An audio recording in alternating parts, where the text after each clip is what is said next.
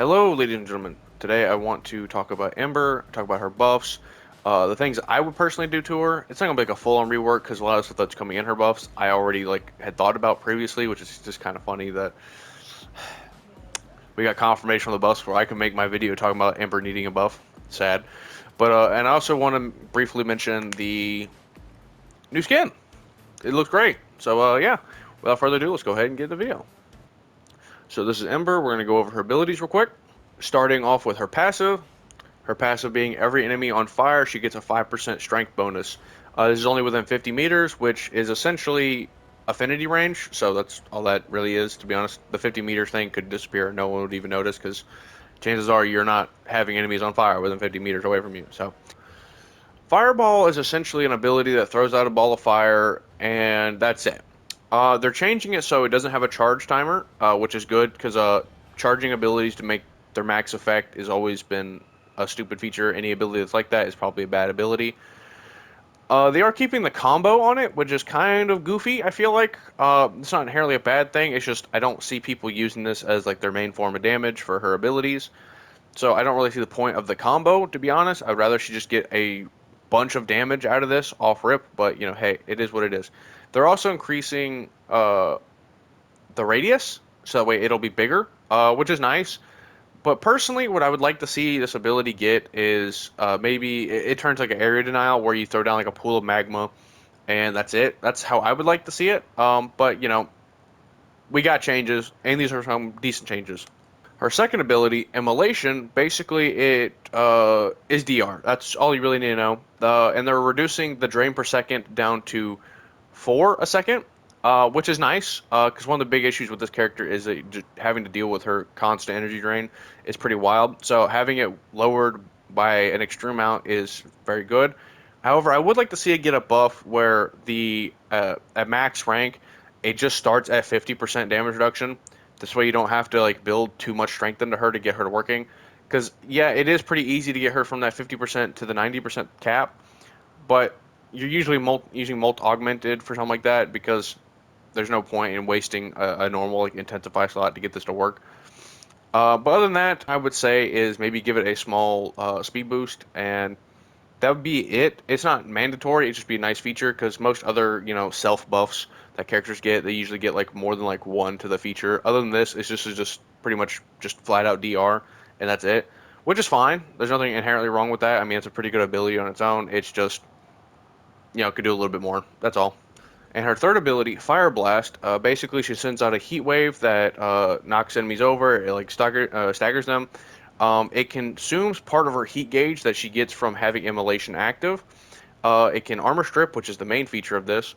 Overall, this is a very good ability, and the change it's getting is essentially the higher her heat count is, the less drain it's going to have, all the way up to 25 drain, um, which is good.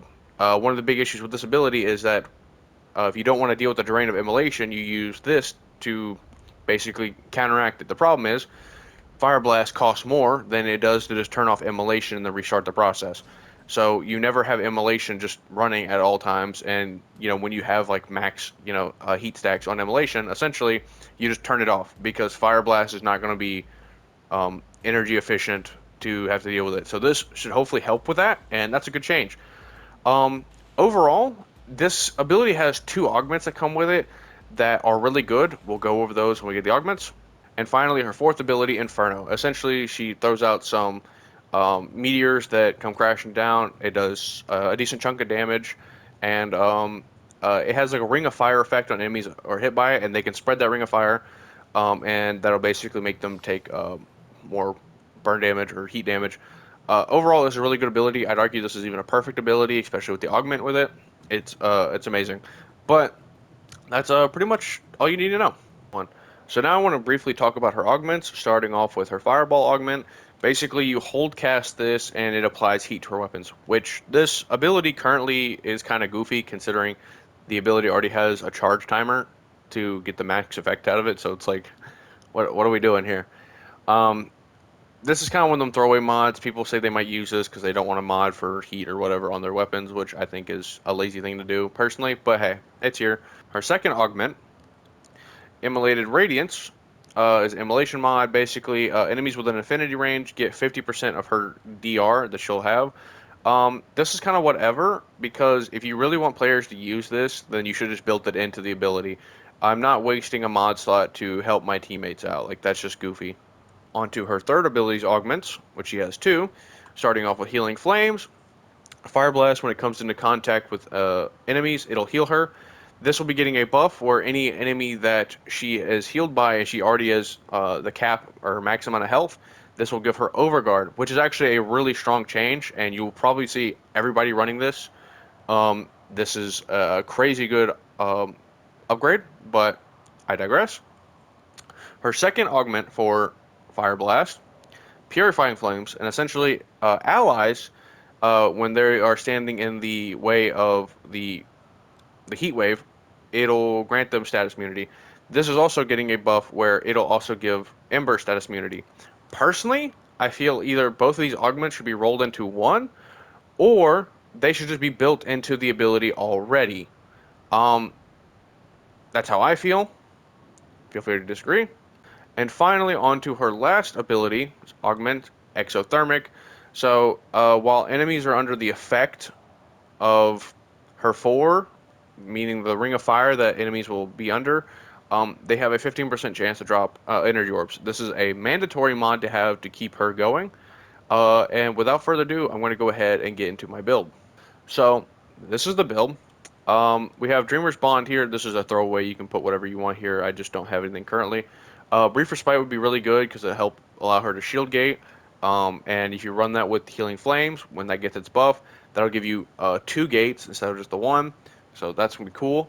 Preparation, in my opinion, is mandatory unless you want to use a shard, like an Archon shard, to overcome this issue, because her not having energy means she can't cast her 2, which means she doesn't get enough DR, and so on. So I find this to be mandatory to run on her. So yeah, Archon Vitality is a must-have because it basically doubles her heat procs. It's essentially just doubling the damage that she can put out.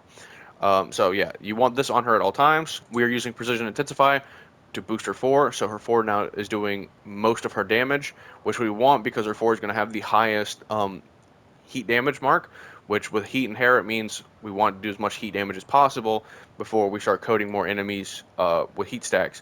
So basically we use this, and then we use her 3 to apply more heat stacks. Adaptation for because her 2, even though it gives her up to 90% DR, she doesn't have 90% at all times, but also at the same time, having two 90% DRs is really strong. So that's why we have this. We are running 2 augments, Exothermic for her energy, and Healing Flame so we can keep her topped up so she can health tank a bit. And outside of that, everything else is kind of standard. You'll see that on many other builds. We are also running Molt Augmented to give her as much strength as possible, just as a bonus. We also run Arcane Eruption because her 4th augment is generating so many energy orbs. It's just kind of fun to have this. It's not mandatory, just kind of a nice little thing to have. Also, our sub-zoom is Roar because the more damage we get from Roar, meaning we can do more damage with our 4, more damage we do with our 4, means more enemies will take damage from heat. So basically this is just increasing how much damage we can get out with our 4 and our heat stacks. So that's the build. I also wanted to briefly mention the shards are running. So I'm running 2 yellow Tau Forges for the energy effectiveness, since she's dropping energy orbs a lot frequently. So this is help keeping her topped up on energy. These might not be necessary when her update drops because she won't be costing as much energy to stay up, but I'm currently running these, and I probably will continue to run these just for the quality. We are also running 2 blue shards for health. Whenever I get towels, I probably will, but we basically have this so she can keep health tanking. This is not mandatory, just something I want to run. And if you're looking for something for your final slot, you can throw in strength, duration, whatever.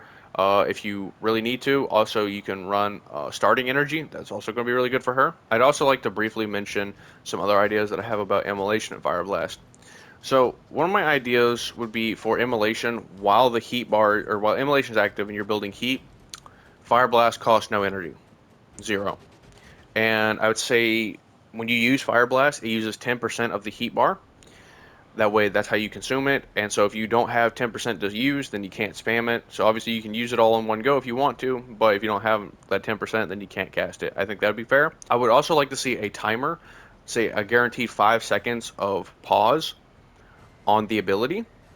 That way I know I don't have to immediately start worrying about heat buildup again. This way I have a guaranteed window of not having to worry about that. But also, if immolation isn't active, that means it goes back to using energy. And I like that feature only because, for one, you're going to have immolation up at all times with Ember. But if you use this as her sub-zoom, then obviously you won't have that. And if you don't have immolation active, then it will go back to using energy. This way we can kind of counteract the issue where if this is her sub-zoom, they just not cost energy. So, because I'm sure somebody would complain about that at some point. But that's how essentially I want it. Other than that, the rest of her kit basically works the way I've already mentioned. 3, 2, 1. Now, finally, I do want to show off how this build works and how you use it in function. So we're gonna come over here. We're gonna cast our 4. So now they're all burning. We're gonna cast our 1, so we get more damage, and then we're gonna cast our 2, and then we're just gonna strip these guys. And we're gonna keep doing that, so we keep building heat stacks, meaning they take more damage, and eventually they'll just start dying.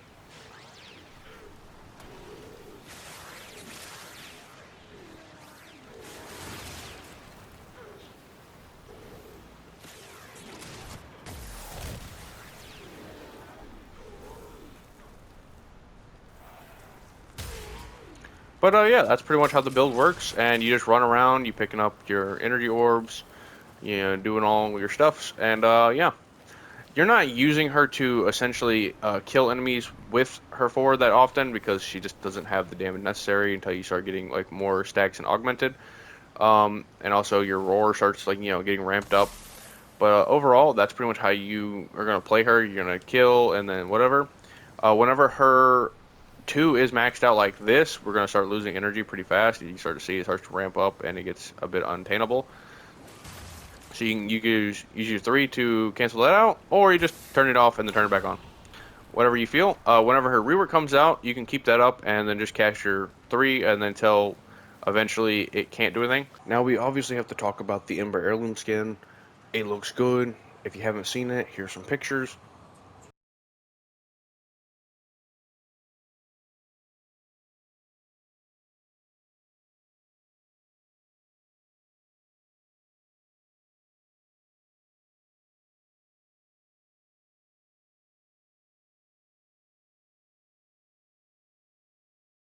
Hope you guys enjoyed that little meme at the end.